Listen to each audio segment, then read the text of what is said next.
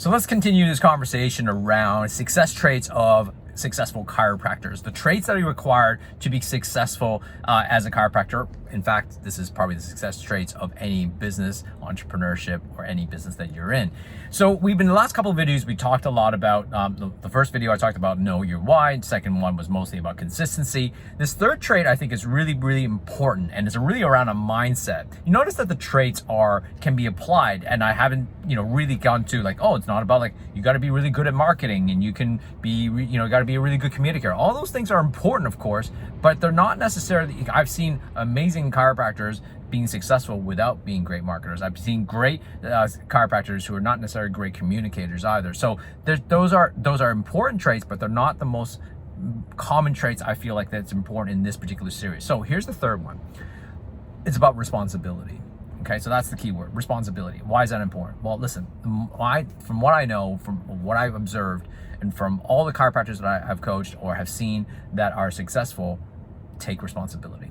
What does taking responsibility mean? Well, taking responsibility means this, is that you take full responsibility. Actually, not just taking responsibility, take full responsibility, which means you take full responsibility when things go right, and you take full responsibility when things go wrong, which means that you have the ability to know when you made a mistake, and you take full responsibility instead of an outside-in principle, which means that you are blaming everything when something goes wrong. You blame everybody else or everything, some circumstances that's beyond your control. Like if it's like the weather, or maybe it's like the mandates, or it's because the government didn't do this, or I wasn't allowed to market, or I wasn't doing a whole bunch of things. In this current environment where I'm filming this right now, if you think about all the leaders that are doing that right now, it's not great, right? It's not a great look because they're not taking full responsibility. They're basically blaming everything else but themselves. But when things go right though, they go, oh, I take responsibility for that. That's my thing.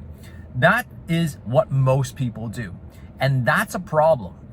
Successful people that I've seen, like for longevity, I'm talking about longevity success, requires someone to take full responsibility. And that means when you're taking full responsibility is that even when things go wrong and it seems that something happened to you, even if it wasn't your fault, if something happened to you, can you take responsibility for, putting yourself in that position in the first place? And that's really hard for most people to do because it requires some humbleness, right? It requires to drop the ego, and that is tough. But the thing is when you are egotistical, when your ego is stronger and you feel bruised and when things go wrong and you have to admit that you made a mistake, yeah, that's part of being successful because people then know, trust, and like you, right? And that's the element. And I use this one example that happened to me a long time ago, but I hope it illustrates the point. I remember when I was in Perth and I parked my car at Kings Park, and I went for a walk. It was during the morning, and when I got back, the car was dented. It got hit by something, and someone hit the car. And I was pissed off. Of course, my emotion was high. I was like mad and angry, and they didn't leave a note or anything. I was like, man, who does this?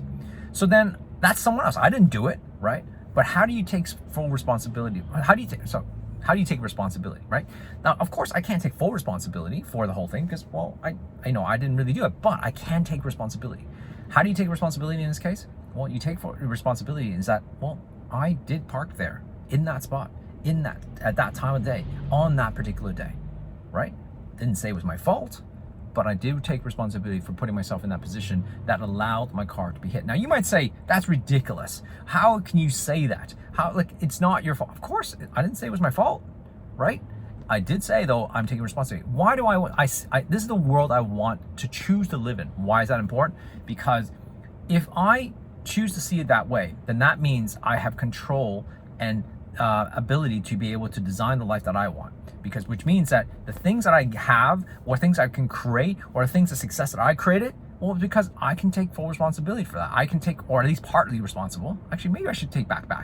I shouldn't say take full responsibility. I said that at the beginning of the video, so I'm admitting this. I think it's about taking responsibility rather than taking full responsibility. So taking responsibility is this. I'm taking responsibility for my success, but I'm also taking responsibility for the failures that I make in my life. If you can do that, I think if you can really create that, I'd rather live in a life where everything is within my control, or at least partially I have control, or some sort of control of the destiny, the luck, and the opportunities I create. I'd rather live in that world than living in a world where I have to, be circumstantial to something that happens to me, or when the right environment is the right time, or maybe when the price is at the right price, or when this opportunity comes up. No, I want to be in a position that I put myself in that position to be able to buy that house, or put myself in the position to be able to move to that place, or buy this car, or whatever it is. I want to be living in that world where I have a sense of control. And if I can do that, that means I have to also take the responsibility to be able to accept the fact that certain things are just outside my control.